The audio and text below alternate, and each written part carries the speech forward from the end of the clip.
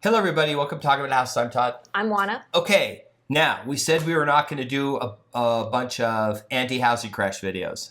Okay, but I did see this chart, and I think this chart is the number. It's the best thing I've seen yet. That sort of displays why the housing is doing what it's doing. It also explains 2006, 7, 8, 9 in that time frame. Right. Okay, so what I'll do first is I'll put up the chart. Okay. Juana, let's start with what is this chart? What does it represent? So this chart displays leverage. So by leverage means, the whole the whole way that housing is structured, right? As far as what people owe on their houses versus what their house is worth.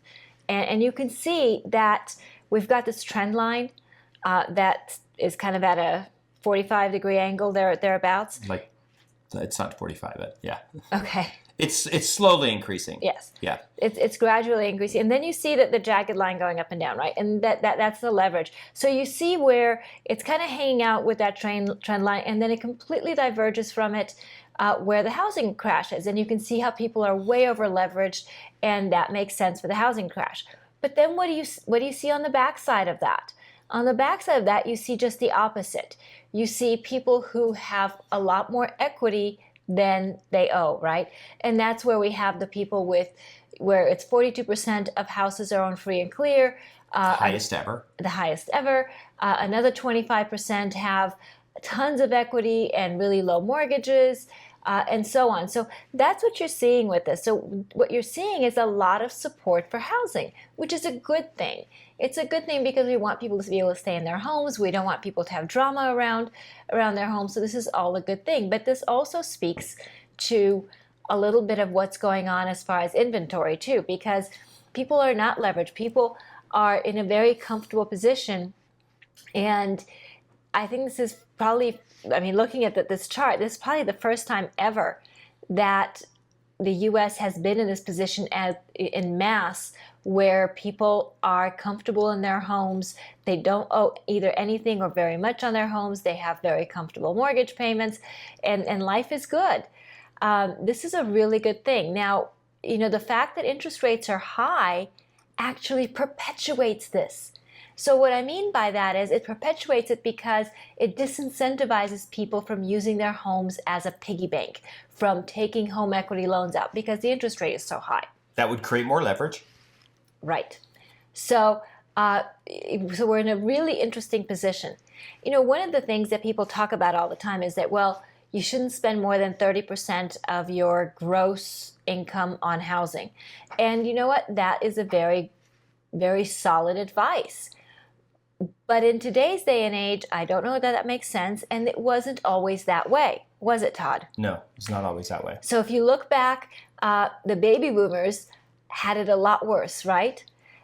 Far worse. Baby boomers, I read a stat where baby boomers, the interest rates were so high that it was like 8 to 12 years or something before they paid off 10% of the loan. Right. Like they had made payments for 8 to 10 years and still hadn't even basically just paid off enough to cover if they sold it. Right. They were using more than 50% of their gross income to make their mortgage payment. So, right.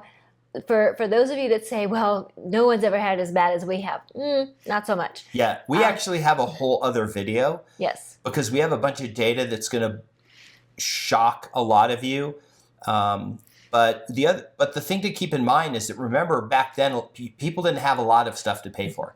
So people would go all in on housing and make, like Wanda said, up to half of their income would go to make a mortgage payment. And you just can't do that today. They won't let you. The lending standards won't. No one, unless you get a hard money loan. So let's talk about this chart, okay? It looks like, now this chart goes back to 1960. We don't know what it looks beyond 1960. Not sure there's data there. But it pretty much follows this trend line right up to the early 2000s, just into 2005 when the subprime lending came in. And the subprime lending is what really screwed everything up. Wanda, what is subprime lending? What was that all about? So subprime lending, as we used to joke, if you fogged up a mirror, that was helpful, but not necessary.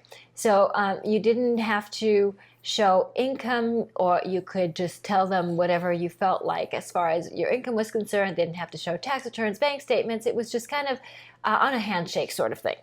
Yeah, and people, so the reason why this got crazy was this cycle developed where anyone could get a loan. They would run down and go buy a brand new home. And then the builders saw this demand. So the builders started building like crazy. And then people got in this frenzy about, oh, home prices are going up. I better go buy now before home prices go up even more. So the people who had went and bought a house, and by the time it was built, they had made 50, 60, 70,000. So what they did was they put it on the market and sold it. And then they said, you know what? I can go back to that lender and buy 5 houses. So they went out and put 5 houses under contract. And then the builder said, oh my gosh, we need to just pull all the stops and build. And then the lender said, oh my gosh, this lending environment is getting crazy. We need to go all in and make our loans as attractive as possible to people. So we'll give them adjustable rate mortgages. We'll let them borrow 125% of the purchase price. And you can see this thing spiked so high, it reached like an astronomically high level of leverage. Mm-hmm. And then the whole thing came crashing down because the adjustable loans adjusted. People just walked away, and you can see how it declined through the trend line. And then now the reason why it didn't immediately shoot down was because you had a lot of people who still making good money, who are still making their mortgage payment, even though it didn't make sense. Like there were a lot of people during this time, 2007, 8, 9, who should have walked away from their house. They would have been financially better off, but they said, I'm going to do the right thing, keep the house. I made the commitment and everything else. And then when home prices tanked, the rest of the homes got purchased cash. So in Vegas, it was over 50%. Over 50% of all homes purchased 9, 10, 11, 12. We tracked that for about 4 years. We're cash. If you go all the way to the right, you see 2020 and then this huge downward. Mm-hmm. This was the refinance boom. Mm-hmm. This was at the end of the pandemic. Interest rates dropped, and everybody had delevered by taking their 4.5%, 5%, 6% rates that they had had over the last decade or two and said, I'm going to get 2 or 3%. Mm-hmm. The increase there that you see, that last increase, is because interest rates went up and home prices dropped a little. Mm-hmm. So home prices go down, interest rates go up. So now there's a little more leverage. And now it's going down again because home prices are going up. There's nothing external that would really cause this to change, meaning the amount of wealth owned by people is what is supporting housing, because mm-hmm. people aren't going to walk away from their $200,000 of equity in their house. And, it looks like we're through the worst of this, but I thought this chart was interesting. It literally, like, if you had shown me this chart and we had spiked back above that trend line and we were way up there, I would agree that is bad. We'd probably sell all the rentals and just say, we're going to take a break from owning real estate for a while. But this to me, tells me there's no reason to liquidate real estate, that I can't see how this can crash. There's no foreclosures. Mm-hmm. The recession is not going to cause everyone to lose their job and be forced to sell. Mm-hmm. If anything, if you lose your job, you're better off staying in the house you own because your payment's cheaper than a rental. And who wants to give up that interest rate? I mean, you're going to do everything you can to hang on to that interest rate. So that's what I thought when I saw the chart. We talked about it in a group of people that I'm on, entrepreneurs and people like that, and trying to figure out what's going on with the economy. This chart was brought up, and I just went, oh yeah, this explains why there hasn't been a collapse in prices.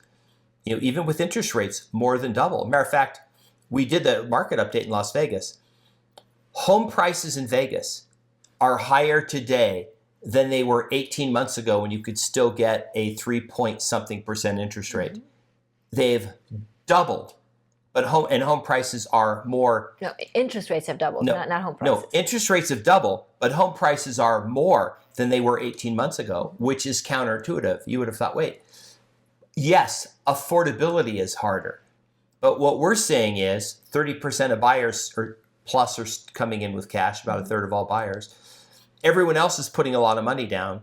And the people that we have run into that are buying are not just getting by. It's not like they make $3,000 a month. They're trying to find out how to buy a house. These are people with substantial income. These are people with means. These are not always first-time home buyers. Some of these people are, yes, now we're buying our, very expensive house, and then we're going to take our existing house and turn it to a rental. Right. So there is a lot of that. It'll be interesting to see what happens in a few months if this changes as the market changes, because we know the market usually changes in the fall. So it'll be interesting to see what happens. And then, when the recession comes, because it will come, it always does, it'll be interesting to see how this shifts as well. So did you find the chart interesting? Did you find the discussion interesting?